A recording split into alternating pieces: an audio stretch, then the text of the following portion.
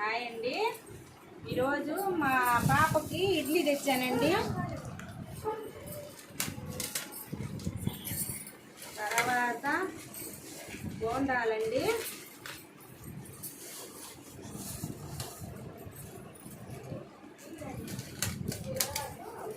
తర్వాత వడ అండి.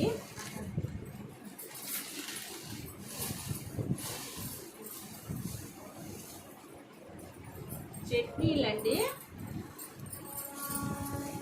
సాంబార్ అండి. కారం అండి. ఇంకో చట్నీ కూడా వేసుకున్నారండి.